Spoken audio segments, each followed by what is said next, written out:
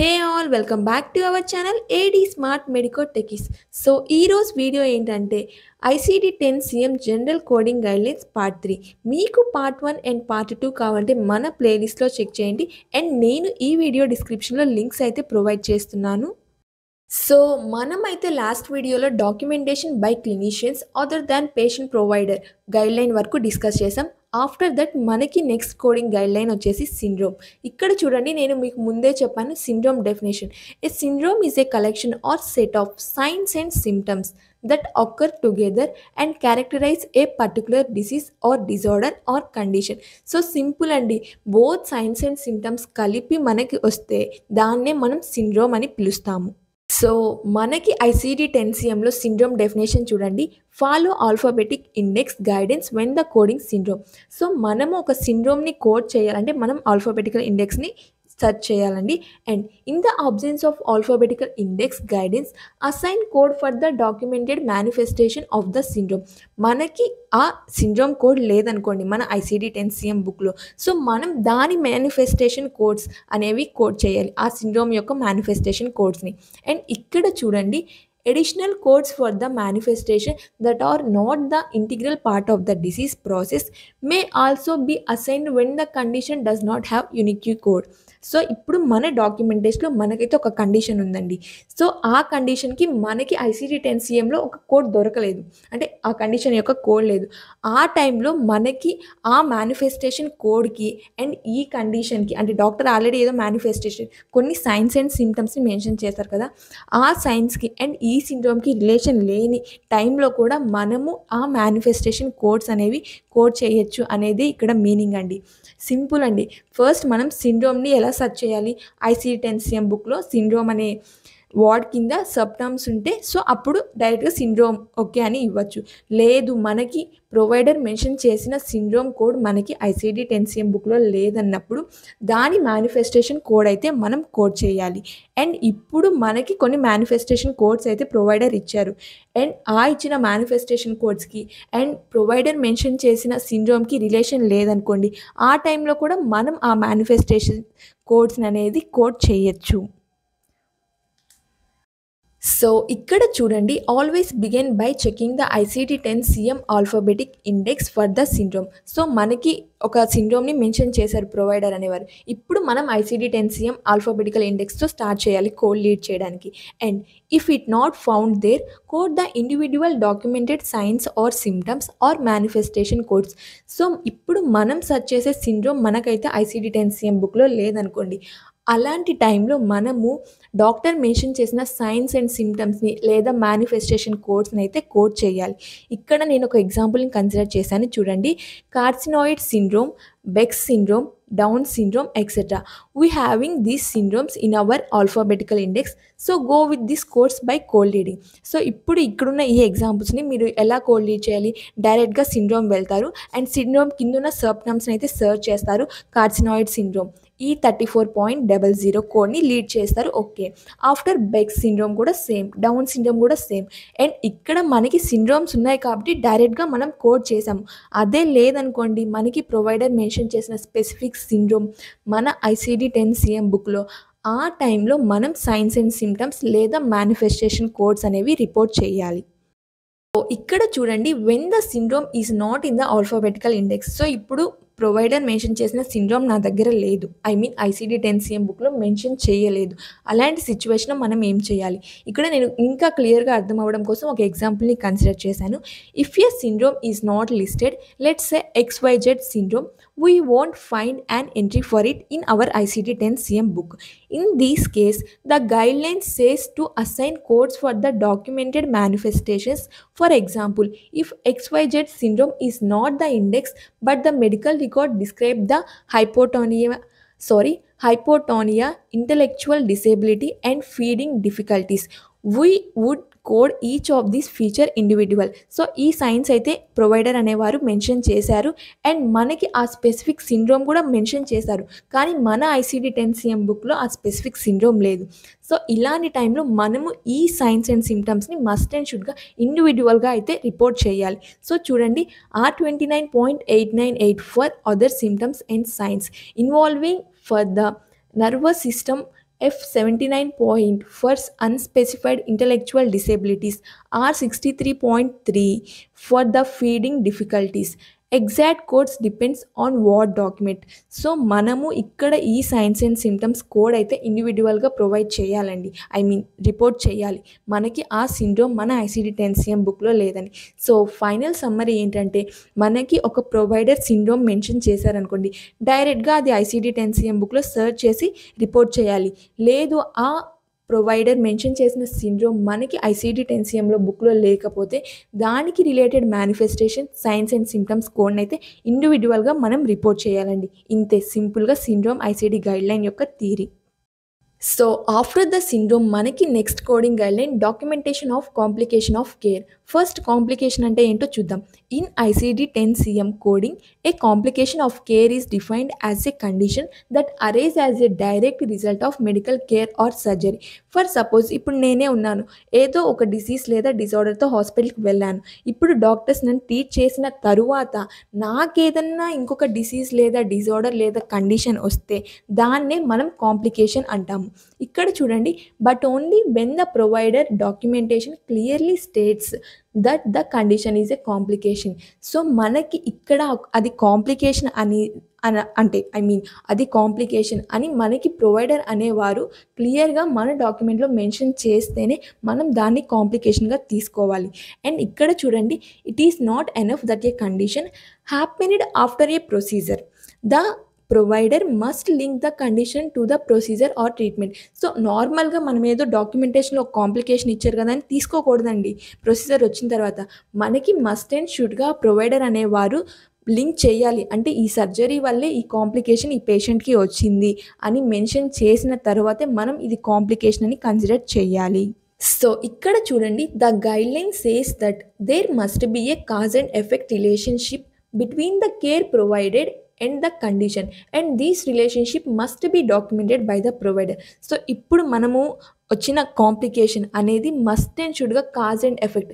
So దీనివల్ల అంటే ఒక కాజ్ ఉంది, ఆ కాజ్ వల్ల వచ్చింది ఈ ఎఫెక్ట్ అనే రిలేషన్షిప్ మీద మెయింటైన్ అయ్యి ఉండాలి. అండ్ మనకి ఇక్కడ ప్రొవైడర్ అనేవారు కంప్లీట్గా ఆ రెండింటిని లింక్ చేయాలి. అంటే ఆ ప్రొవైడర్ చేసిన సర్జరీని అండ్ ఈ కాంప్లికేషన్ని మస్ట్ అండ్ షుడ్గా డాక్యుమెంట్ చేసిన తర్వాతే మనం దాన్ని కాంప్లికేషన్గా కన్సిడర్ చేసి కోడ్ చేయాలి. ICD-10 సింపుల్ అండి. సో ఇక్కడ చూడండి, కీ పాయింట్స్ టు రిమెంబర్. ఈ కోడింగ్ గైడ్లైన్ ఇంకా ఈజీగా ఐడెంటిఫై చేయడానికి నేను మీకు కొన్ని కీ పాయింట్స్ ఇచ్చాను. ఫస్ట్ చూడండి, time alone does not prove a complication. Just because something happened after ఈ surgery does not mean it is the complication. So సింపుల్గా ఒక సర్జరీ అయింది, ఆ తర్వాత ఇంకేదో డిజార్డర్ లేదా డిసీజ్ వచ్చిందనుకోండి, ఏం రిలేషన్ లేదు ఆ సర్జరీకి వచ్చిన ఈ డిసీజ్కి. సో అలాంటి టైంలో మనం దాన్ని కోడ్ చేయకూడదు యాజ్ ఏ కాంప్లికేషన్గా. సో అదే అండి సింపుల్గా, it could be a coincidence or unrelated condition. So we do not code in this case as a complication. Maybe అది కోఇన్సిడెన్స్ అవ్వచ్చు, అన్రిలేటెడ్ కండిషన్ అయిన టైంలో మనం అయితే కోడ్ చేయకూడదండి, అంతే. అండ్ సెకండ్ పాయింట్ చూడండి, providers documentation is the deciding factor. So నేను మళ్ళీ చెప్తున్నాను, మనకి ఇది కాంప్లికేషన్, ఈ సర్జరీ వల్లే ఈ కండిషన్ వచ్చింది అని మనకి ప్రొవైడర్ అనేవారు డాక్యుమెంటేషన్ క్లియర్గా మెన్షన్ చేసిన టైంలోనే మనము ఆ కాంప్లికేషన్ని కోడ్ చేయాలండి. అంతే తప్ప జస్ట్ అక్కడ కాంప్లికేషన్ కనిపించింది కదా మేము రిపోర్ట్ చేస్తామంటే మనకైతే ఎర్రర్ వస్తుంది. సో ఇక్కడ చూడండి, the కోడర్ cannot assume A link. The medical record must state or clearly indicate that the surgery or care caused the problem. So we should code this complication. So కోడర్ అనేవాడు assume చేసుకొని సరే link ఉంది అని మనం అనుకొని code చేస్తే error వస్తుంది. Must and షుడ్గా మన ప్రొవైడర్ అనేవాళ్ళు డాక్యుమెంటేషన్ క్లియర్గా ఆ కండిషన్కి అండ్ ఈ సర్జరీకి రిలేషన్ ఉంది అని చెప్తేనే మనం కోడ్ చేయాలి. సో ఇక్కడ చూడండి కొన్ని phrases to look for the chart. మన చార్ట్లో ఇలాంటి ఫ్రేజెస్ ఉంటే సో అవి రిలేటెడ్ అంటే కాజ్ అండ్ ఎఫెక్ట్ రిలేషన్షిప్లో ఉన్నాయని మీనింగ్. సో చూడండి, due to, resulting from, post operative complication, secondary to surgery. So ఇలాంటి ఫ్రేజెస్ మీరు మీ చార్ట్లో ఐడెంటిఫై చేస్తే సో అవి మస్ట్ అండ్ షుడ్గా కాజ్ అండ్ ఎఫెక్ట్ రిలేషన్షిప్తో ఆ కాంప్లికేషన్ ఉంది, సో మీరు కోడ్ చేయొచ్చు. Okay, if no link is documented, code it as a separate unrelated diagnosis, not as a complication. So ఏదో ఒక డిసీజ్ లేదా డిజార్డర్ అయితే మెన్షన్ చేశారు అండ్ ఆ సర్జరీకి అండ్ ఈ కాంప్లికేషన్కి రిలేషన్ లేనప్పుడు అది మనం ఇండివిజువల్గా కోడ్ చేయొచ్చు. ఓకే, మీకు ఇంకా క్లారిటీగా అర్థం అవ్వడం కోసం నేను ఇక్కడ ఒక ఎగ్జాంపుల్ని కన్సిడర్ చేశాను. చూడండి, cataract surgery with complication scenario. A patient undergoes cataract surgery.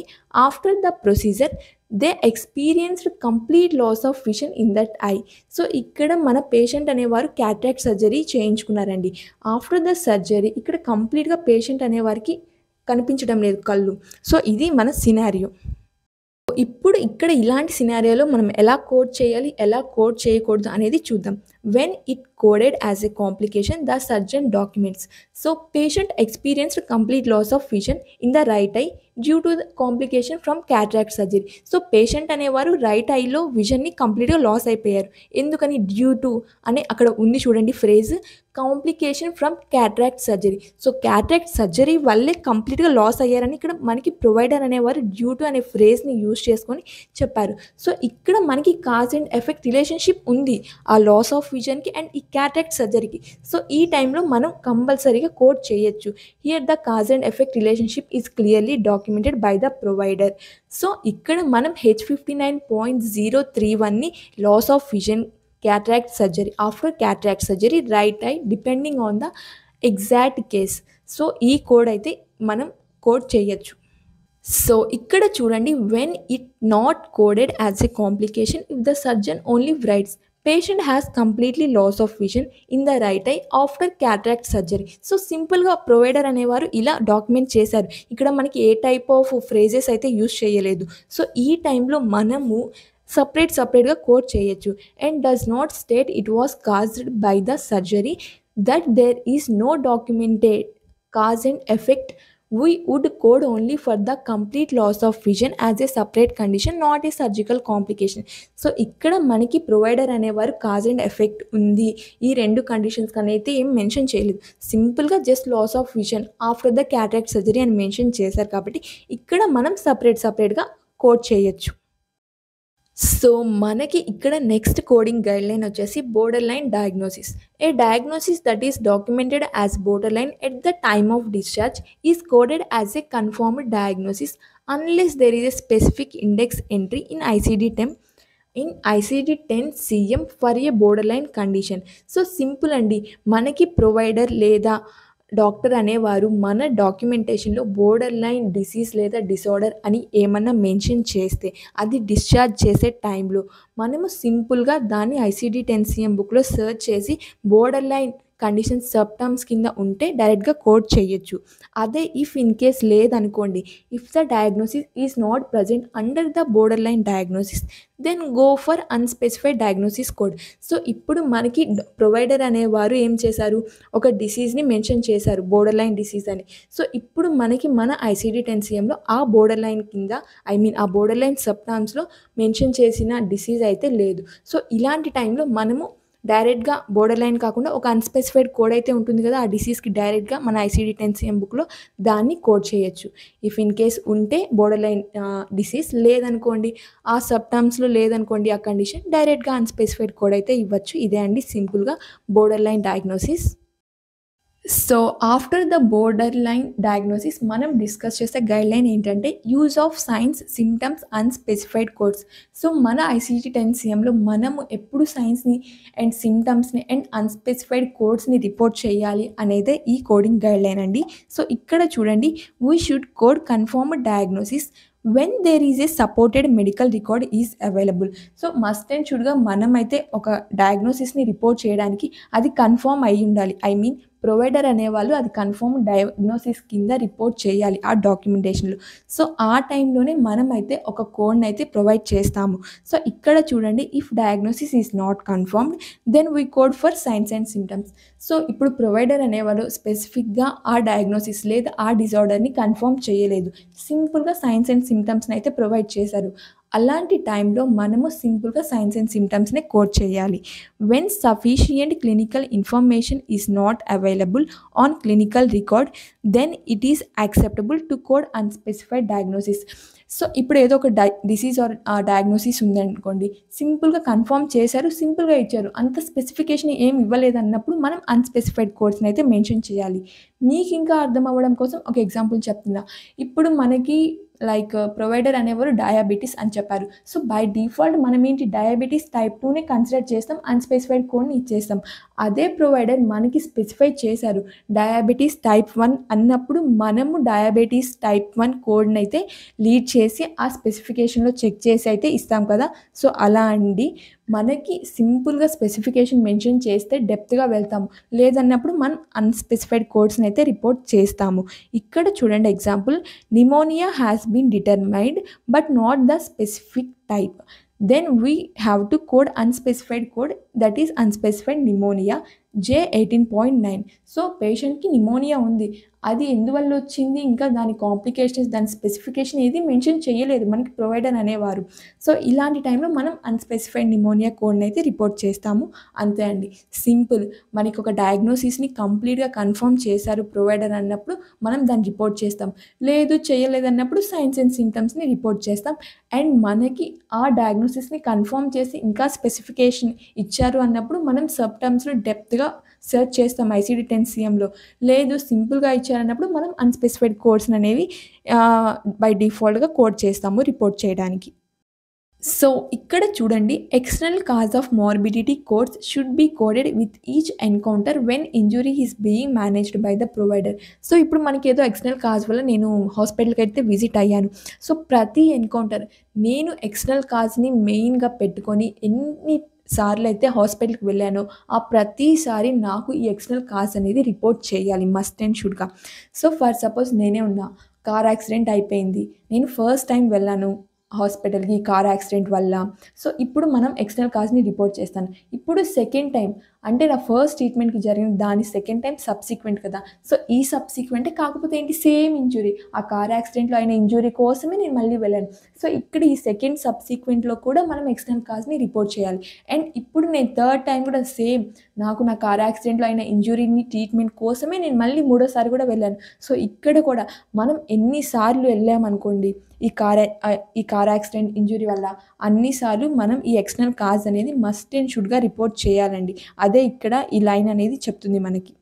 So, next the activity of the patient at the time of event. So, ఇప్పుడు అక్కడ పేషెంట్ ఏం చేస్తున్నారు? ఇప్పుడు ఆ కార్‌లో ఇద్దరున్నారనుకుందామండి ఫర్ సపోజ్. ఒకరు కన్ఫర్మ్‌గా డ్రైవ్ చేయాలి. ఇంకొకరు పక్క సీట్‌లో కూర్చుంటారు. సో, ఇప్పుడు ఆ డ్రైవ్ చేసే అతని సిట్యుయేషన్ ఎలా ఉంది? లైక్ అతనేమైనా డ్రింక్ చేశాడా? లేదా డ్రింక్ చెయ్యలేదా? అతని యాక్టివిటీ ఎలా ఉంది అనేది. అండ్ ఆ పక్క సీట్‌లో ఉన్న అతను కూడా ఏమైనా డ్రైవ్ చేసే పొజిషన్‌లో ఇతనున్నాడా? అతనున్నాడా అని. సో, వాళ్ళు ఆ ఈవెంట్ ఆ యాక్సిడెంట్ జరిగే టైంలో ఆ పేషెంట్ అనేవాడు ఎలాంటి పొజిషన్‌లో ఉన్నాడు అనేదే నెక్స్ట్ మనం చూస్తాము. అండ్ ఇక్కడ చూడండి ద పర్సన్ స్టేటస్. సో, ఇక్కడ పర్సన్ స్టేటస్ ఏంటంటే అతను సివిలియనా లేదా మిలిటరీనా? అంటే నార్మల్ పర్సనా లేదా స్పెషల్లీ ఆథరైజ్డ్ పర్సన్సా అనేది చూస్తాము. So, sequencing of external cause of the morbidity cases. So, ఇప్పుడు మనకేదైనా ఒక ఎక్స్టర్నల్ కేస్ వచ్చిందనుకోండి. అక్కడ మనం ఎలా కోడ్ చేయాలి? సీక్వెన్సీ ఏంటనేది చూద్దాం. Codes for major causes of injury takes the priority over the other external cause codes. So, first నేను చెప్పాను కదా! మనం ఇంజ్యూరీని ఫస్ట్ కోడ్ చేసి ఆ తరువాత ఆ ఎక్స్టర్నల్ కాజ్ అంటే ఆ కార్ యాక్సిడెంట్‌ని సెకండ్ రిపోర్ట్ చేస్తాము. అండ్ ఇక్కడ చూడండి except child and adult abuse and terrorism and should be sequenced before the external cause of injury codes. So, మనం child and adult abuse and టెర్రరిజంని ఫస్ట్ కోడ్ చేసి ఆ తరువాత అయితే ఇంజ్యూరీని కోడ్ చేస్తాం. ఈ 3 కేసెస్‌లో అనైతే చెప్తున్నారు. Assign as many external causes of morbidity codes as necessary to fully explain each cause. Okay. ఇక్కడేంటంటే మనకి ఆ ఎక్స్టర్నల్ కాజ్ అనేది ఉంది కదండీ! మనకి ఎన్ని సార్లు assign external cause of morbidity codes are necessary to fully explain. ఎన్ని ఎక్స్టర్నల్ కాజెస్ ఉన్నాయో అన్ని ఎక్స్టర్నల్ కాజెస్‌ని మనం మెన్షన్ చేయాలి. ఐ మీన్ కోడ్ చేయాలి. ఎందుకు? To fully explain the each cause. అంటే ఇంకా ఎక్కువ డీటెయిల్ ఇస్తుంది ఆ ఎక్స్టర్నల్ కాజ్ మనం మెన్షన్ చేస్తుంటే అనేది ఇక్కడ లైన్ అండి. సో, ఇక్కడ చూడండి for example if an injury occur as a result of a building collapse during the hurricane ఏంటంటే సింపుల్ అది సైక్లోన్ నేమ్ అండి. సో, ఇక్కడ ఏదో ఒక స్ట్రోమ్ వచ్చింది. ఆ స్ట్రోమ్ వల్ల ఇక్కడ బిల్డింగ్ అనేది కొలాప్స్ అయింది. సో, ఇక్కడ ఇలాంటి సిట్యుయేషన్‌లో ఆ సైక్లోన్‌ని మనం ఎక్స్టర్నల్ కాజ్‌గా రిపోర్ట్ చేయాలి. అట్ ద సేమ్ టైమ్ ఈ బిల్డింగ్ కొలాప్స్‌ని కూడా ఎక్స్టర్నల్ కాజెస్‌గా ఈ రెండిటిని రిపోర్ట్ చేయాలి. In this external cause will be hurricane and collapse of the building. So, చెప్పాను కదా! ఆ స్ట్రోమ్, ఆ సైక్లోన్ ఇక్కడ మనకి ఎక్స్టర్నల్ కాజే. ఈ బిల్డింగ్ కొలాప్స్ ఎక్స్టర్నల్ కాజే. So, hurricane takes the priority over the other than the collapse of the building should be coded. So, ఇక్కడ రెండిటిని 1 to 1 ఫస్ట్ ఒకదాన్ని మెన్షన్ చేసి కోడ్ చేసి ఆ తర్వాత ఆ బిల్డింగ్ కొలాప్స్‌ని కూడా మనం కోడ్ చేయాలి అనేది ఇక్కడ చెప్తుందండి. మనకి ఎన్ని ఎక్స్టర్నల్ కాజెస్ ఉంటే ఆ అన్ని ఎక్స్టర్నల్ కాజెస్‌ని మస్ట్ అండ్ షుడ్‌గా రిపోర్ట్ చేయాలి. అంతే సింపుల్. సో, మీకు ఇంకా క్లారిటీగా అర్థం అవ్వడం కోసం నేను ఇక్కడ ఒక ఎగ్జాంపుల్‌ని కన్సిడర్ చేస్తున్నాను. For example, if a person stucked by a collapse of building due to the flood caused by the hurricane on behalf his military and duty on beach. As a result of this, he has a lower back pain. So, ఇక్కడ ఏంటి, first building collapse అయింది. ఎందువల్ల? ఒక flood వల్ల. ఆ flood ఎందుకు వచ్చింది? Hurricane అనే సైక్లోన్ వల్ల ఫ్లడ్ వచ్చింది. ఆ ఫ్లడ్ వల్ల బిల్డింగ్ కొలాప్స్ అయింది. ఆ బిల్డింగ్ కొలాప్స్ అవ్వడం వల్ల ఇక్కడ ఒక పర్సన్ అనేవారు ఇంజ్యూరీ అయ్యారు. అది కూడా లో బ్యాక్ పెయిన్‌తో ఇంజ్యూరీ అయ్యారు. సో, ఇప్పుడు ఇక్కడ ఇలాంటి కేస్‌ని మనం ఎలా సీక్వెన్సీలో కోడ్ చేయాలనేది చూద్దాం. M54.2, X37.0 XXA, X38 point something, X36, Y99.1, Y92.832. So, ఇక్కడ ఫస్ట్ అయితే మనం ఏం చెప్పాము? ఇంజ్యూరీని అయితే మెన్షన్ చేయాలి. ఇక్కడ ఏంటి ఇంజ్యూరీ? M54.2ని మీరు చెక్ చేస్తే మన ICD-10 CMలో మీకు లోయర్ బ్యాక్ పెయిన్ అనేది కోడ్ లీడ్ అవుతుంది. అండ్ ఇక్కడ చూడండి, మనకి ఫస్ట్ ఏంటి, ఆ హరికేన్ అనే సైక్లోన్ అనేది ఫస్ట్ వచ్చింది. దానివల్లే కదా మనకి ఫ్లడ్ వచ్చింది. సో, ఇక్కడ మనము ఫస్ట్ హరికేన్‌ని కోడ్ చేయాలి, ఇనిషియల్ ఎన్కౌంటర్. ఆ తర్వాత మనకి ఫ్లడ్ వచ్చింది. సో, అది కూడా ఇనిషియల్ ఎన్కౌంటరే. అండ్ ఇక్కడ collapse of the dam or man made structure causing the earth movement, initial encounter. So, ఇప్పుడు ఇక్కడ మనకి బిల్డింగ్ అనేది కొలాప్స్ అయ్యింది. ఎందుకు? ఆ ఫ్లడ్ వల్ల. సో, ఆ నెక్స్ట్ అనేది ఆ బిల్డింగ్ కొలాప్స్ కోడ్ అనేది మనం రిపోర్ట్ చేయాలి. ఆ నెక్స్ట్ చూడండి, beach as the place of occurrence. ఇక్కడ మనకి ప్లేస్ ఆఫ్ అకరెన్స్ ఎక్కడ ఆ పర్సన్ అనేవారు ఇంజ్యూరీ అయ్యారు? బీచ్ దగ్గర. సో, ఇక్కడ ప్లేస్ ఆఫ్ అకరెన్స్‌ని నెక్స్ట్ కోడ్ చేయాలి. ఆ నెక్స్ట్ చూడండి, ఆ పర్సన్ అక్కడ ఏ యాక్టివిటీ, పర్సన్ స్టేటస్ సివిలియనా, మిలిటరీ అంటే అతను మస్ట్ అండ్ షుడ్‌గా మిలిటరీ అని ఇక్కడ మనకి క్లియర్‌గా ప్రొవైడర్ అనేవారు మెన్షన్ చేశారు. సో, ఇలా ఈ సీక్వెన్స్‌లో మనం ఒక ఎక్స్టర్నల్ కాజ్‌ని కోడ్ చేస్తామండి మన ICD-10 CMలో రిపోర్ట్ చేయడానికి.